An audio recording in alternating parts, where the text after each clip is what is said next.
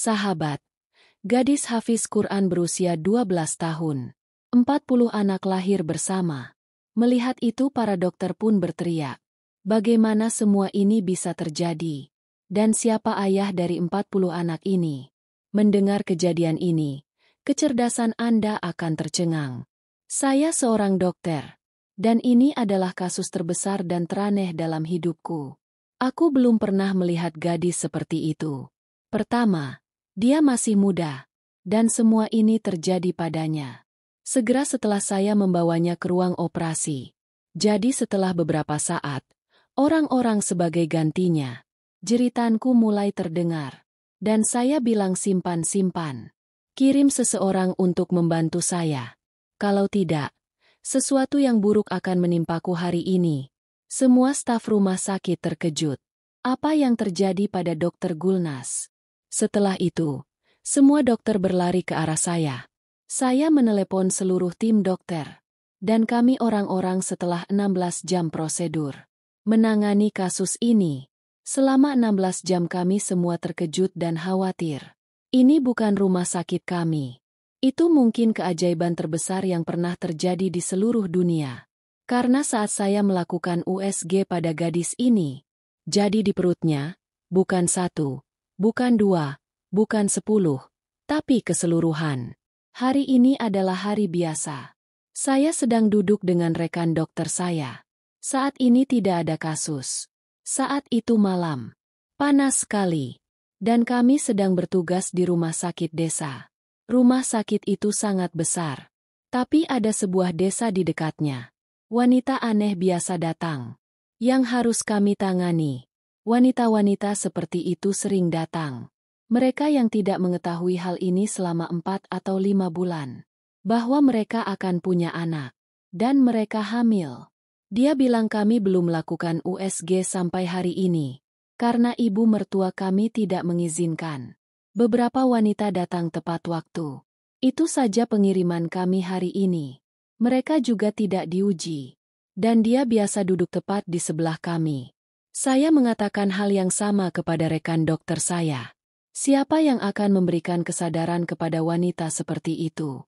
Dia bilang semuanya baik-baik saja. Tapi sekarang kita hanya punya 2 dokter di sini. Apa yang akan kita lakukan jika ada kasus? Saya bilang itu tidak akan datang. Tidak ada kasus yang menurut saya tidak akan datang. Jika itu terjadi, kami akan menanganinya. Apa yang saya tahu? Bahwa kasus tersulit dalam hidup kita akan datang hari ini. Saat gadis itu masuk bersama ibunya. Jadi saya tidak tahu. Gadis itu akan menjadi seorang ibu. Dia mengenakan jubah besar di atasnya. Dia duduk di bangku samping. Dan ibunya pergi ke konter. Setelah beberapa saat, konter mendatangi saya. Dan dia berkata bahwa kasus persalinan Dokter Sahiba telah tiba. Aku bilang siapa itu? Jadi dia bilang, gadis yang duduk di depan tidak. Saya sedang minum teh. Seteguk teh keluar dari mulutku. Aku bilang gadis ini punya kasus. Karena ketika saya melihatnya, jadi dia masih sangat muda sehingga saya terkejut. Lalu saya berpikir ini adalah sebuah desa. Kami telah melihat kasus perempuan muda di sini sebelumnya. Tapi kasus ini lebih dari yang diperlukan. Aku berkata baiklah. Tanyakan apa yang terjadi. Buat seluruh laporan dan buat file. Lalu beritahu saya. Kata perawat ini. Bagi saya BBG itu adalah kasus yang sangat sulit. Itu belum diuji. Dan USG juga tidak. Hanya saja aku sedang tidak enak badan. Saya bilang, baiklah, kita USG dulu. Saya memberitahu teman saya dokter. Saya mengerti masalah ini. Lihatlah pasien lainnya. Kalau begitu mari kita lihat apa yang terjadi. Saya pikir kasusnya akan normal. Dia bilang ya oke. Kami berbicara tentang diri kami sendiri seperti dokter berbicara tentang diri mereka sendiri. Gadis itu ikut denganku dan aku berkata, ayo lakukan USG Anda. Siapa namamu? Katanya namaku Sudra. Aku bilang pernikahanmu terlalu dini. Jadi dia tidak mengatakan apapun sebagai tanggapan. Nah, apa perlunya merasa malu karenanya? Kata ibunya. Tolong dokter itu. Putriku sangat pemalu, sangat takut. Saya mulai memikirkan hal-hal ini di hati saya. Sekarang saatnya menjadi berani dan tidak takut. Saya mengatakan kepada mereka bahwa Anda jangan khawatir. Jangan khawatir, kita akan lihat. Anda duduk di luar. Saya membawa gadis ini ke dalam dan mulai melakukan USG. Sejauh ini hidup saya berjalan lancar. Tapi saya tidak tahu bahwa aku akan melihat sesuatu yang sangat aneh hari ini. Bahwa teriakanku akan keluar. Itu sangat dekat. Bahwa saya akan memeriksa apa yang terjadi. Bahwa ibunya mulai membuat keributan di luar. Saya bertanya kepada perawat apa yang dia katakan. Mengapa wanita itu membuat keributan? Perawat mengatakan bahwa dia berkata bahwa aku akan masuk. Aku bilang dia tidak punya urusan di sini. Bagaimanapun, dia telah datang ke ruang USG. Kami akan membawa putrinya keluar. Biarkan saya memberitahu Anda apa yang terjadi. Jadi dia bilang tidak. Dia terlalu berisik. Mengatakan dengan keras kepala. Jangan lakukan USG putriku. Ini berbahaya bagi anak. Dan USG gadisnya sebelum itu. Mungkin itu sebabnya hal itu tidak terjadi. Aku sudah bilang tapi sekarang kita harus melakukannya. Cari tahu apakah ini kasus normal atau kasus operasi. Suruh wanita itu diam. Gadis ini juga mendengarkan semua hal ini. Aku bilang kamu tidak tahu bahwa USG harus dilakukan. Tapi apa yang harus saya tanyakan padanya? Makhluk malang itu sudah duduk ketakutan. Saya bertanya dengan kata-kata, apa yang suamimu lakukan? Tapi dia tidak memberikan jawaban apapun untuk ini. Menurutku sepertinya itu terlalu menakutkan. Tapi aku tidak mengetahuinya bahwa dia takut sebelumnya. Dan sekarang saatnya aku merasa takut. Sejak saya melakukan USG, awalnya mataku membelalak. Dan setelah itu keluar dari mulutku ya Allah. Dan kemudian saya mulai menendang-nendang. Aku sudah bilang pada gadis ini, berbaring di sini dan tidak bangun. Aku berlari keluar seperti orang gila. Ibunya terkejut melihatnya. Sepertinya pikiranku mengembara. Sepertinya aku gila. Dan saya mengalami kejang. Kegelapan di depan mataku sangat menyiksa. Dan pikiranku kehilangan kemampuan berpikir. Dulu aku bilang, jangan biarkan gadis ini pergi kemanapun. Kalau tidak, itu akan sangat buruk baginya. Tenggorokanku kering. Saya segera menemukan Dokter Muskan bersama saya. Dan dia juga kaget melihat kondisiku. Dia mengatakan apa yang terjadi padamu. Aku bilang ikut denganku adalah kasus yang sangat penting. Kalau tidak, sesuatu yang buruk akan terjadi. Saya belum pernah melihat yang seperti ini. Saya tidak tahu dari mana gadis ini berasal. Dan ini perempuan atau bukan. Apa yang terjadi? Otak saya tidak bekerja sama sekali saat itu. Pergi dan lihat apa yang saya lihat. Itu benar-benar kebenaran yang dia katakan. Tunggu sebentar. Apa yang terjadi padamu? Kenapa kamu berada dalam situasi yang aneh? Namun, dia juga datang ke ruang USG bersamaku. Saat dia melihat ke dalam mesin USG. Jadi kondisinya tidak seburuk saya. Tapi dia juga sangat khawatir. Dia bilang segera panggil dokter. Dokter harus dipanggil dari rumah sakit terdekat. Kita bahkan tidak bisa menangani kasus ini bersama-sama. Ibunya telah memadamkan kebisingan itu. Sudah kubilang pada Dokter Muskan bahwa gadis ini masuk dan luruskan semua urusannya. Saya hanya datang untuk berbicara dengan ibunya. Bagaimana dan hubungi semua dokter. Kami membutuhkan seluruh tim dokter. Setidaknya harus 14 hingga 15. Muskan mengatakan itu benar. Saya melakukan semuanya. Pergilah dan bicaralah dengan ibunya. Aku menyuruh wanita ini duduk di sebelahku. Aku menjawab ya. Siapa namamu? Dia bilang namaku Sakina. Aku bilang Sakina bibi sekarang padamu. Saya akan langsung menanyakan pertanyaannya. Beri aku jawaban langsung. Gadis ini sudah menikah. Jadi siapa suaminya? Telepon suaminya. Karena sangat penting bagi suaminya untuk berada di sini. Katanya apa itu pekerjaan suami. Jadi wanita punya masalah. Apa yang akan dia lakukan ketika dia datang ke sini? Ini adalah rumah sakit wanita. Apa yang harus dia lakukan di sini? Dia adalah seorang wanita seperti wanita desa. Siapa yang tidak boleh diberitahu apapun? Saya bertanya apakah Anda ibu atau ibu mertuanya. Dia bilang ya. Aku ibunya. Aku bilang telepon suaminya. Dan tanpa tanda tangan suaminya, kami tidak bisa melakukan operasi. Anda tahu ini, kan? Saat saya bilang 2 sampai 3 kali. Panggil suaminya. Katanya, bahwa dia tidak punya suami. Dia telah pergi ke luar negeri. Saya mengatakan itu. Lalu izinkan saya berbicara dengannya di telepon. Anda memberitahu saya nomornya. Saya menelepon. Tapi dia lebih takut. Katanya, bahwa dia tidak berada di luar negeri. Tetapi dia tinggal di dalam negeri. Wanita itu berkata kepadaku, "Tolong bantu kami." Aku sudah bilang padanya, "Betapa mudanya putri Anda. Mengapa kamu membiarkan semua ini terjadi? Apa yang bisa kuberitahukan padamu sekarang? Tolong bantu kami. Dia masih muda. Kalau tidak, hal itu tidak akan terjadi padanya." Aku bilang, "Apa maksudmu? Sesuatu yang buruk telah terjadi." Jadi dia menjawab, "Ya, sangat buruk.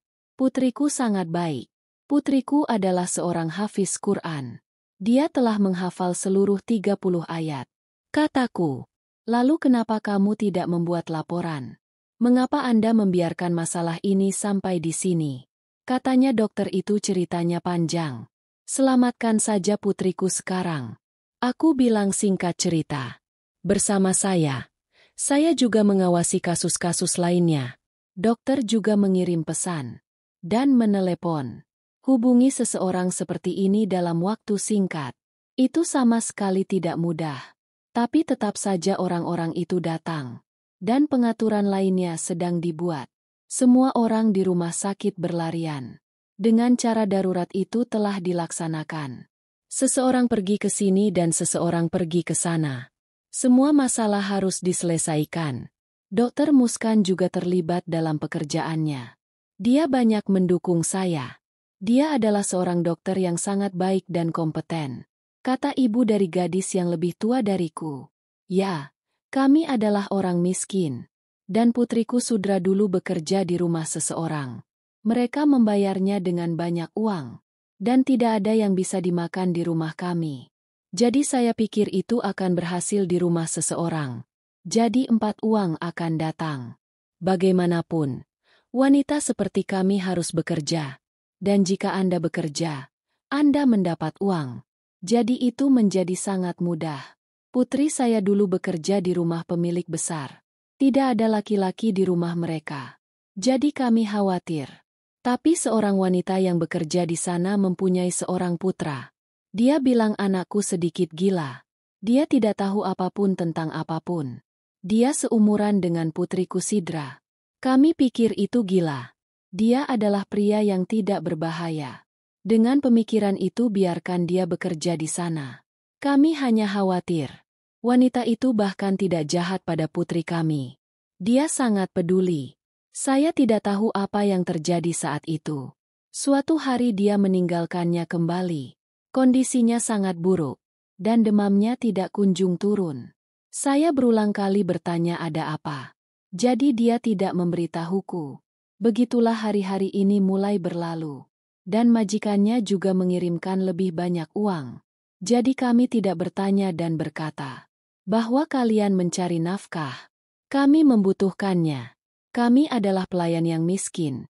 Uang ada di tangan. Jadi duduk saja bersembunyi. Namun setelah sebulan, kondisinya memburuk. Saya dibawa untuk menunjukkannya dari rumah sakit terdekat. Jadi pergilah ke sana dan cari tahu. Itulah yang terjadi pada putri saya. Tanya Sudrara. Dia mulai mengatakan ini, bahwa saya tidak tahu bagaimana semua itu terjadi. Saya sudah menanyakannya berulang kali. Dan menanyakan tanggal hari ini. Tapi tidak memberitahuku apapun. Setelah itu dia terus menyembunyikan semuanya. Dan dari perawat dan bidan desa. Dia terus minum obat. Tapi itu tidak menjadi kenyataan. Ayahnya juga menceritakan hal-hal hebat. Dan sekarang dia juga marah. Berbulan-bulan berlalu dengan melakukan semua ini. Dan hari ini hal itu mulai dikatakan. Bahwa ibuku semakin parah. Anda membawanya ke rumah sakit. Sekarang orang-orang memberitahu saya apa yang harus saya lakukan. Saya mengatakan tempat kerjanya. Katakan padaku nama dan nomor telepon wanita ini. Dia memberiku nama dan nomornya. Itu artinya dia tidak berbohong. Tadi ku bilang itu benar. Sekarang duduklah di sini. Dan berdoalah untuk putrimu. Karena itu salahmu. Anda adalah seorang gadis muda. Seharusnya tidak diperbolehkan bekerja di rumah orang. Semua dokter lainnya juga telah tiba. Ada 18 dokter. Mereka semua sangat terkejut dan meninggalkan pekerjaan mereka. Saat aku memberitahu mereka, jadi keterkejutan mereka bertambah. Dia berkata, bahwa ini adalah ujian besar bagi kita semua hari ini. Bagaimana kasus ini akan ditangani? Kami memulai pekerjaan kami sendiri, dan kami tidak tahu berapa jam telah berlalu. Dan kemudian kami berhasil menyelamatkan nyawa anak itu dengan pergi ke suatu tempat. Dan anak-anaknya juga. Karena dia menjadi ibu dari banyak anak sekaligus. Saat kita berada di rumah sakit. Dan seluruh kasus ini sedang terjadi. Jadi anak-anak keluar dari ruang operasi. Itu seperti di dalam satu bukan dua. Sebaliknya, 20 wanita sedang duduk. Dan semuanya sedang melahirkan. Karena gadis muda ini bernama Sudra. Siapa yang tidak tahu apa-apa tentang ayah dari anak-anaknya? Dan ibunya menceritakan kisah sebaliknya. Dan menurut ibunya, banyak hal buruk menimpanya. Dia melahirkan total 40 bayi hari ini. Beberapa di antaranya segera diambil dari sana dan ditempatkan di indikator. Beberapa anak seperti ini, bahwa mereka sangat sehat. Tapi mereka juga dibawa pergi. Terjadi penyerbuan besar-besaran. Semua ambulans harus jatuh. Semua dokter memberikan waktunya. Tekanan terbesar ada pada saya. Karena ini kasusku. Kondisi Sudra tidak begitu baik. Sekarang kami tidak menggesernya. Dia berada di ICU. Tapi sudah keluar dari bahaya. Dan dia harus menghabiskan setidaknya 2 minggu di rumah sakit setelah operasi. Ketika segalanya menjadi sedikit lebih baik. Ternyata semua anak baik-baik saja. Dan manajemen makanan dan pakaian mereka. Banyak orang telah melakukannya bersama-sama. Semua masalah itu ada pada tempatnya. Itu adalah hari yang sangat panjang bagiku. Dan keesokan harinya, ibunya duduk di samping putrinya. Saya mengatakan kepadanya bahwa Anda hanya merawat putri Anda. Dan kita akan melihat anak-anak. Dia juga menangis terseduh-seduh dan khawatir. Saya menghiburnya. Dan ketika saya punya sedikit waktu, jadi aku menelepon wanita ini. Di rumah siapa gadis ini bekerja. Karena saya yakin bahwa semua ini terjadi karena putranya yang gila. Lalu dia tiba-tiba mengirim gadis itu kembali. Dan dikirim dengan banyak uang. Dan sekarang dia bisa mengatakan apa saja untuk menyembunyikan dosa putranya. Aku meneleponnya dan memberitahunya bahwa saya sedang berbicara dengan Dr. Gulnas dari rumah sakit. Dan hari ini saya mempunyai kasus tentang seorang gadis bernama Sudra. Dia dulu bekerja di rumahmu. Kenapa kamu tiba-tiba mengusirnya keluar rumah?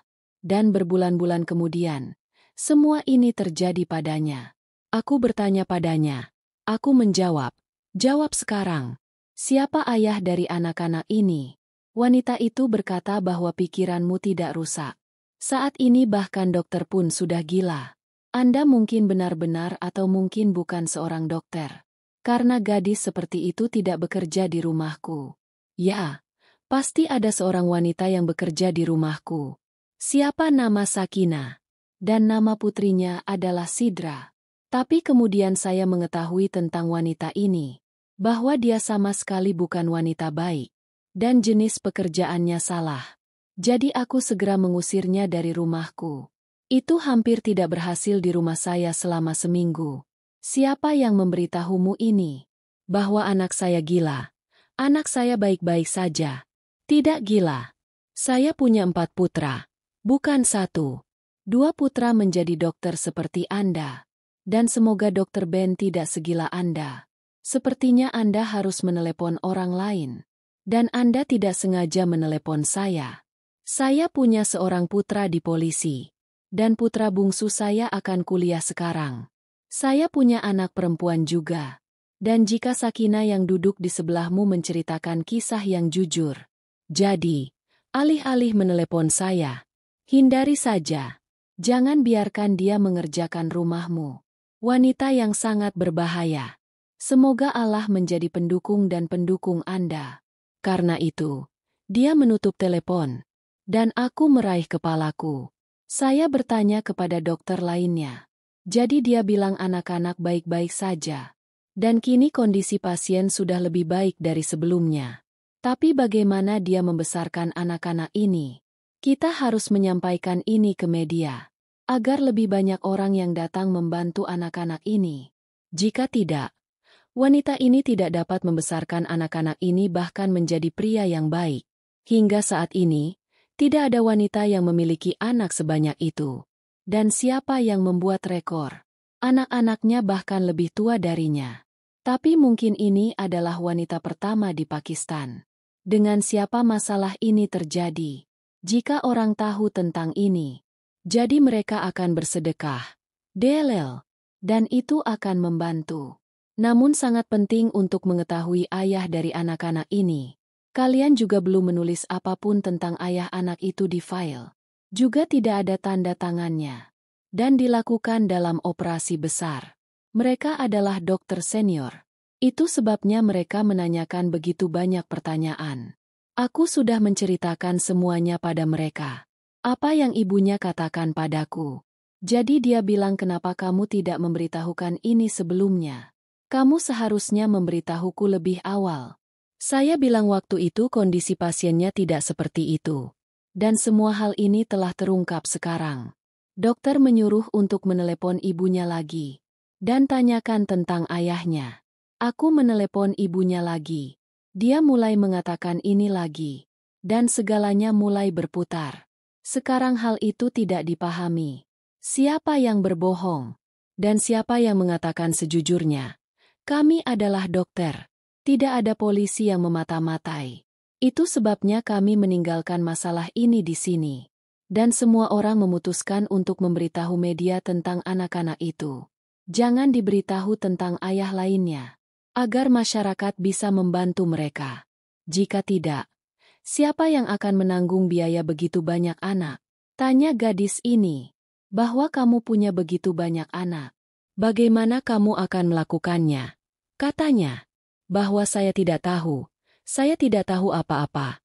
Apa yang akan saya lakukan? Tanya ibuku. Jika Anda mengatakan sesuatu padanya, dia akan mengatakannya. Tanya ibuku. Mempertimbangkan semua hal ini. Aku sangat membutuhkan ini. Bahwa perempuan di desa ini sangat membutuhkan kesadaran. Mari kita tinggalkan pekerjaan dokter di hadapan semua orang ini. Harus diberitahu tentang hal-hal ini. Dan harus dijelaskan kemudian kata orang. Bahwa tugas wanita bukanlah memasak atau melakukan pekerjaan rumah tangga. Pekerjaannya telah ditugaskan oleh Islam dan masyarakat kita. Dia harus melatih anak-anak. Sebuah amanah besar telah berjanji untuk menanggung biaya anak-anak seorang gadis bernama Sudra. Dia berkata bahwa kami akan menjaga anak-anak. Mereka membawa semua anak ke sana juga. Dan mereka membawa gadis ini dan ibunya ke sana juga. Karena sudah terdengar. Ibu dan anak ini sendirian. Kataku. Itu jika tidak ada laki-laki di rumahmu. Jadi siapa yang dulu menanggung biaya rumah Anda? Dia tidak punya jawaban apapun untuk ini. Kemudian mereka dikirim ke perwalian ini. Anak-anak dirawat dengan baik di sana. Dan ini berasal dari keputusan ibu gadis itu. Itu adalah anak yang diambil oleh pasangan yang tidak memiliki anak. Jadi mereka tidak penting. Tapi prosedurnya juga panjang. Itu memiliki banyak langkah. Tapi bagaimana semua ini bisa terjadi dan siapa ayah dari anak-anak ini? Pertanyaan ini masih ada di benak saya. Karena benda ini belum keluar. Dan ketika benda ini keluar, jadi kami semua terpesona. Otak kami seperti move lagi. Kondisi gadis ini sekarang baik-baik saja. Lalu setelah itu siapa yang bertanya tentang siapapun? Ribuan pasien biasa datang ke rumah sakit kami. Dan pergi. Tapi tidak ada minat seperti itu. Seperti yang terjadi pada gadis ini. Hal ini ada dalam pikiran saya. Jadi saya pergi ke alamatnya. Dia tidak akan tinggal di sana jika dia memberikan ibunya. Tapi saya bisa bertanya kepada orang-orang tentang hal itu. Bagaimana kabar kedua ibu dan anak perempuan ini? Dan ketika saya bertanya sedikit, jadi ketika saya mengetahuinya, itu sangat aneh bagi saya. Dia bilang ayahnya masih hidup.